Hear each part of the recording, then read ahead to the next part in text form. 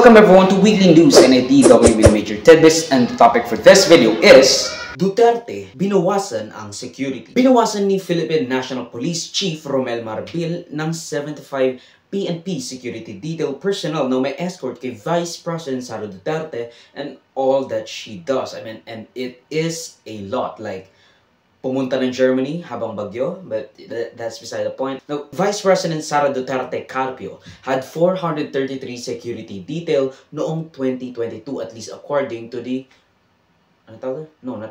Commission on Audit. And that 433 security detail noong 2022, according to COA, is 4.5 times more than the previous 78 detailed military personnel assigned to the former VP Leni Robredo noong 2021. Unang-una, si VP Leni nagsimula yung security detail niya noong 2016, 108 lang yon. Diba? Yun na yung kumbaga pinakamataas na numerong naabot. Sa pagkakaintindi ko, based sa mga lumabas na mga articles noong 2022, nagsimula si VP Sara Duterte 433. Diba? More than 4 times yon yung detail ni VP Leni.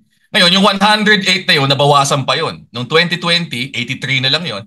12 officers tsaka 71 na enlisted. Alam ko, nung dulo, 2022, naging 78 na lang yata. Diba? Parang, ngayon, si VP Sara, nagreklamo at ginawang malaking issue na yung tinanggalan siya ng 75. Pero pag tinanggal mo yung 75 sa 433, mahigit 350 pa rin yun. Diba? Mahigit 3 times yung pinakamalaki ng security detail ni VP Leni. Kami, never kami nagreklamo sa 6 na taon na binawasan, tinanggalan ng personnel. Kasi di ba, talagang hindi naman namin iniisip na kailangan niya ng ganong kadaming tao. Si VP Leni nga minsan, nasa stress yan. Dahil kapag yung security team niya masyadong visible. Di ba? Kasi feeling niya, hindi naman kailangan . In fact, feeling niya nagiging obstacle pa minsan yan na malapitan siya o makalapit siya sa mga tao. So, nagulat lang ako na hindi lang ginawang issue yung 75 na tinanggal.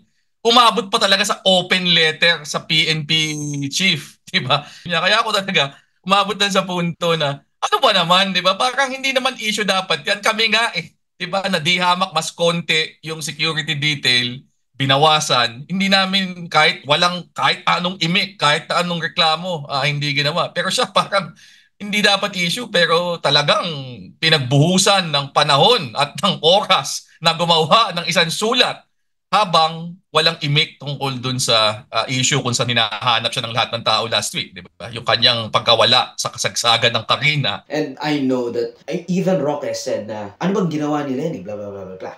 Well, I would just like to remind you na unilaterally, ang Senado noong panahon ni President Duterte, tinaas ang kanyang budget for the 2022 or 2021 budget dahil sa dami ng kanyang nagawa. And it is a reflection, yung pagtaas ng kanyang budget is a reflection kung gaano karami na ang kanyang nagawa.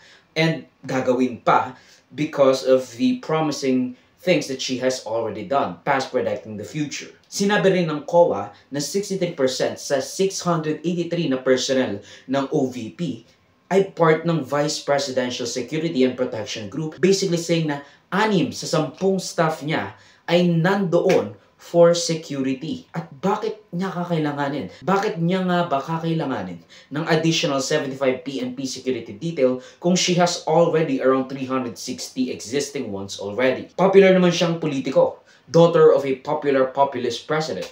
Mataas ang bilang ng mga bumoto sa kanya. Hell, an even larger vote count than the President Ferdinand Marcos Jr. himself. So you've got to ask, bakit niya kakailanganin ng dagdag pang PNP security detail kung meron na siyang 360 already laying around. And that is 4.5 times more than the previous 78 detailed military personnel assigned to former VP Leni Robredo. And if we are being honest here, mas mataas yung vote count niya than the President himself. So you could say na she is a more popular figure than the President himself, of which she was running with. So iisipin mo, si Leni nga, I think she only edged out a victory against Marcos noong 2016. Pero hindi niya kinailangan ng ganito karaming detailed military personnel. Sinabi ni Duterte na walang request na nangyari regarding sa pagpupull out ng 75 na mga tauhan ng PNP na inassign for her safety, and nagulat na lang daw siya at bigla itong kinuha. Now, in an open letter she addressed to PNP Chief Marbil, isa raw itong form at kaso ng political harassment. Pero bakit ka iiyak ng political harassment? Sino ang nanghaharas sa iyo that made it so na naiimpluwensyahan nila yung PNP chief appointed by President Ferdinand Marcos Jr. himself? Kaalyado mo nga, or at least naging kaalyado mo nga, si BBM. He is your running mate and you had stuck with him for years. Yung ka-unity mo. Sinabi naman ng administrasyon na walang alitang malala that could result in what you would call as political harassment. Kasi again, they are still in good terms, even though there's a lot of bickering and of course squabble around that particular clique. Walang reason to cry out na hinaharas ka kung parte ka ng alyansa ng partido at mga leader na namamahala. Katandem mo si Marcos. You yourself claim na walang bad blood between you and the president. Sinong kinakatakutan mo that you would need this amount of people to protect you from whatever threat you may face? I mean, let's be clear here. You're a spare tire. Yun lang yung iyong duty. That's what a VP is. Wala kang hinahawakang posisyon sa ahensya ng Administrasyong Marcos. Popular ka sa mga kababayan mo. Walang preemptive o cause for alarm na sentimento laban sa iyo because again and again, you got the larger vote count. And not only that, you have a populist president of a dad. And you're saying na you need this many? Bakit parang so unsure ka of the administration and the security of yours, even in a country where you are most popular? That's just weird. Sinong aatake sa'yo? Yung mga kakamping? Yung mga dilawan? Yung mga elite Starbucks-loving, well-meaning, but liberal kakampings? Ha? Yung mga dilawan? Ano ba ito? Hindi nga kaya ng mga mayayamang liberal na kakamping at mga dilawan na pumunta sa mga lugar with less GDP per capita than small countries and even green hills. Tapos, you want protection from some ghoul? From some apparition? From some threat na walang nakakakita, walang nakakaalam, at walang bumabalak. Because again, itong mga kakamping na to, they are very vocal with the social consciousness. They're woke. They are socially conscious. Pero that's where the line ends. They don't have political rallies that would be inconvenient for them. Kaya nga nung nakaraan, di ba? Milyon-milyon ang pumunta na kakamping sa rally ni VP Leni Robredo back then. Pero saan yun? I think it's somewhere in the CBD, in the Central Business District. Kasi again and again, pauulit-ulit kung sasabihin sa inyo. Puro salita ang mga kakamping. Even if there are murmurs around you that they are bashing you, it is all warranted. This is not something that just came out of nowhere. You had jobs to do that you have failed or had done so terribly that they needed to call you out. And to be honest, they are not as socially aware as they were back then, when the campaign blood is running high, that the blood is boiling of the fervor that is the 2022 elections. Bakit ka takot? Hindi ka mag-gur-gur-gur-gur-gur. Basta yung sinabi mo nung last time ng Administrasyong Marcos, because that would be political suicide. Besides, I don't think Marcos Jr. have the balls like this one. I don't think Marcos Jr. have the balls to even think of such despicable plan. He's not like his father's generals. Hindi niya kaya yon. He's not as competent as his father was. He's not as competent as his father. She added that she's calling for everyone to protect her, her family, including her mother, her husband, 4 offsprings, both online and offline harassments, na wag raw palampasin ang sino mang gagawa ng kapahamakan laban sa kanilang pamilya, sa kanyang pamilya. Boo-hoo! You're a political figure. You have been red tagging everyone. Tapos ngayong may bumabatikos sa mga pinaggagawa mo, which are mostly warranted, bigla ka na lang masasabi na, oh, protekta mo kami, yung mga trolls dyan, nakakatakot sila. Ikaw nga, you are possibly a suspect in the ICC's investigation sa mga death on war on drugs. Tapos, ngayon, natatakot ka sa mga kakamping, sa mga liberal woke MFs? Why so? Bakit ka ganun? Bakit ka natatakot sa mga ganitong tao? And of course, the elephant of the room. We know na hindi ka takot sa mga ganitong asasinasyon galing sa mga liberal na tao, sa mga kakamping.